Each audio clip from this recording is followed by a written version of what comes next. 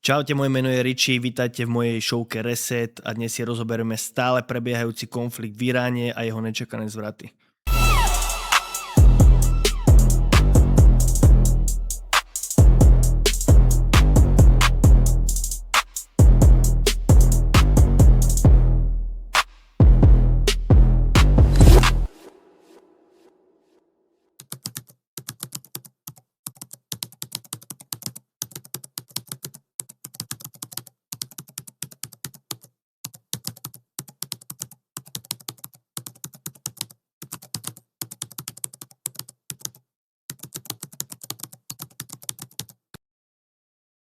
Konflikt nám trvá už takmer týždeň a teda my si môžeme spolu zanalizovať, zosumarizovať jeho priebeh, stratégie každej strany a aj ju úspešnosť.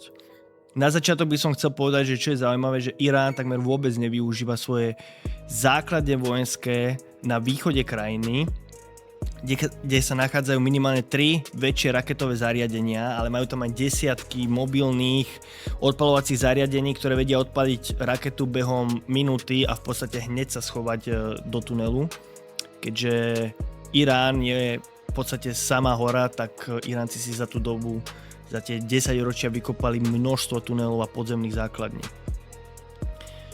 Irán disponuje balistickými raketami s dĺžkou doletu až 2000 km a tam sú dve konkrétne balistické rakety a to je Khorramshahr a Ghadr. A taktiež majú aj riadené strely ako Soumar a tie majú dolet až 2500 km. Taktiež v podstate ani Amerika a Izrael neútočia vôbec na východ krajiny, pretože je dostatočne strategickej hĺbke toto územie. Je to vyše 2000 km od Izraela, vlastne preto som aj spomínal tie balistické rakety a tú riadenú strelu s tým doletom, pretože Irán by mal stále možnosť zasiahnuť Izrael, aj keď je to v takej diaľke. Samozrejme aj Izrael má rakety, ktoré tam vedia dosiahnuť. Ale preto vidíme najmä útoky od Ameriky a Izraelu na západe, teda pobrežie, alebo stred krajiny, kde sa nachádza buď Teherán alebo Isfahán a podobne. Z hľadiska počtu, aký máme podľa dostupných odhadov, je, že Izrael vypálil takmer 4000 rakiet na Irán.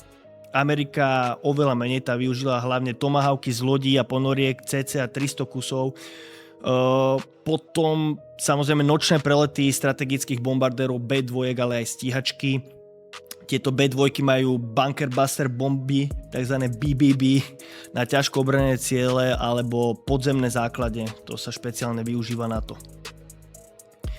No, môžeme si povedať, že Izrael s Amerikou v podstate totálne si vyčerpali strategické ciele na západe krajiny a strede. V Teheráne už v podstate není čo trafiť. Už tam nemajú čo strategické zničiť. Všetky ciele tam boli trafené a zničené a už v podstate trafujú nepodstatné ciele, ako napríklad kaviareň, kde sa že vraj stretáva politická opozícia, ako toto bol ich cieľ. Tak, no, podľa dostupných zdrojov a analytických odhadov v prvý deň vojny Irán vypálil cez 200 rakiet a 300 drónov.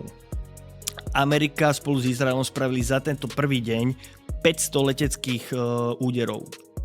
Včerajšie odhady sú pre iránske rakety už len 35 kusov a 100 dronov a pre Ameriku a Izrael sa to tiež podstatne znížilo a už je to len okolo 100 leteckých úderov. Intenzita sa teda významne znížila na oboch stranách, môžeme povedať. Ale čo je veľmi dôležité, je povedať, že krajiny v Perskom zálive ako Bahrajn, Kuvajt, Katar, Spojené arabské emiráty alebo aj Saudská Arábia si takmer úplne vyčerpali zásoby vzdušných obranných systémov, či už sú to Patrioty alebo THAAD. A svedčia o tom aj viaceré reporty od západných denníkov, či už Economist alebo Guardian. Pre porovnanie výroba jedného interceptora Patriotu trvá okolo 1,5 roka a výroba THAAD trvá okolo 2,5 roka, kým sa jeden vyrobí. A spravidla sa vystrelia minimálne 2 rakety, 2 interceptory na jednu balistickú raketu, pretože je oveľa jednoduchšie s balistickou raketou trafiť statický cieľ, ktorý sa nehybe, ako keď s interceptorom chcete zachytiť tú balistickú raketu, ktorá ide tisícky kilometrov za hodinu. Mám pocit, že až do maximálne 19 000 km za hodinu, čo je enormné. Čo som si ale všimol, že najmä v okolí Izraela, a mám aj to video na Telegrame, vystrelili na 2 balistické rakety takmer 12 interceptorov. To je enormné množstvo, že 6 interceptorov na jednu raketu a keď si to porovnáme z hľadiska financií, tak to je okolo $40 miliónov, ktoré minuli Amerika a Izrael v porovnaní s Iránom, ktorý na tie balistické rakety minul maximálne $2 milióny. To je fakt. A svedčí to aj o snahe USA a Izraelu ochrániť čo najviac Izrael za každú cenu. Krajiny Perského zálivu ich mali len stovky pred začatím operácie a odhady podľa ich reportov je, že ich aj stovky minuli. Oni každý deň dávajú v podstate to, že čo zostrelili drony alebo balistické rakety. Niektorým menším krajinám ako Bahrajn napríklad, kde sa nachádza americká základňa 5. námornej flotily, alebo taktiež je tam aj ropná rafinéria Babko alebo Babco, neviem ako sa to konkrétne číta, tak im podľa týchto odhadov už zostáva len desiatky interceptorov. To v tom prípade stačí niekoľko balistických raket na to, aby boli úplne vyčerpané. Dôkazom toho sú napríklad včerajšie 3 po sebe idúce údery, toto video mám aj na mojom Telegrame, údery balistických raket Iránu a akože potvrdených zásahov. Včera bol napriek najmenšiemu odpalu rakiet, ktorý som spomínal, od Iránu mimoriadne úspešný deň. Taktiež prerazilo niekoľko rakiet, nielen Tel Aviv, tam sa použili klaster munície iránskych nejakých špeciálnych balistických rakiet, ale taktiež Kuvajt, Katar, Spojené arabské emiráty, ale aj Saudská Arábia, všade mali úspešnosť. Čo máme ako nové je, že Amerika chce ponovom sprevádzať ropné tankery, pretože za posledných 36 hodín neprešiel ani jeden jediný ropný tanker cez Hormuzský prieliv. A toto vytvára enormný tlak na svetovú ekonomiku. Podľa denníka Financial Times krajiny z Perského zálivu diskutujú o možnom vypovedaní kontraktov a budúcich investícií v Amerike a s Amerikou kvôli negatívnym dopadom vojny, do ktorej boli oni zatiahnutí, na ich ekonomiku. Z hľadiska vojenského porovnania má Amerika a Izrael jednoznačnú prevahu, tam sa nemáme o čom baviť, ale Irán využíva globálnu ekonomiku ako vyrovnávací faktor v tejto konfrontácii. Kto teda vydrží dlhšie? Komu zostane viac rakiet a komu interceptorov? Balistické rakety Iránu sa vyrábajú rýchlo a vo veľkom množstve. Taktiež majú aj tisícky dronov, ktoré sa dokážu vyrábať stovky za deň a všetko sa vyrába pod zemou, takže to je ťažko dostupné ako trafiť z hľadiska Ameriky a Izraelu. Začala teda bitka o čas a čo sa ešte zmenilo počas týchto dní sú aj ciele Trumpovej administratívy. Zo začiatku to bolo zmena režimu tým, že udrú na Irán veľmi rýchlo, veľmi tvrdo, kompletne odstránia velenie a vedenie a nasadia tam lídra, ktorý bude viac hovievavý voči Amerike a Izraelu. Tak ako to bolo vo Venezuele, napríklad aj Trump sám to hovoril, že proste takýto štýl operácie by chcel uskutočniť v Iráne. No to sa ale nakoniec vôbec nepodarilo. Irán má 100% kontrolu nad domestickou situáciou a odmietajú sa vzdať a toto je potvrdené viacerými západnými denníkmi. Čo ale Trumpovi zostáva? No, buď sa stiahne a toto všetko, čo teraz prebieha, sa zopakuje o niekoľko mesiacov, možno po roku, čo mne osobne predtým prišlo ako logický krok, ale toto by Irán považoval za obrovské víťazstvo.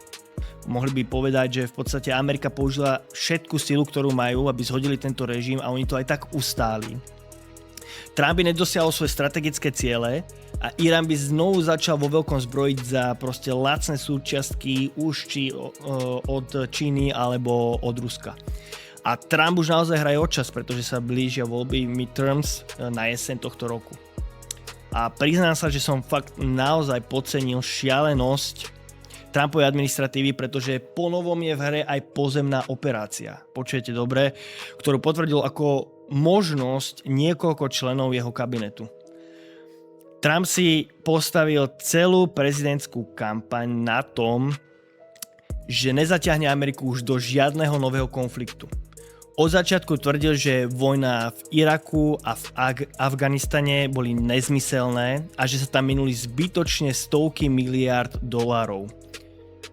Trump totálne zradil svoju voličskú základňu, to si povedzme na rovinu. Zaťahol Ameriku do ďalšieho vojenského konfliktu, ktorý schvaľuje len 27% Američanov.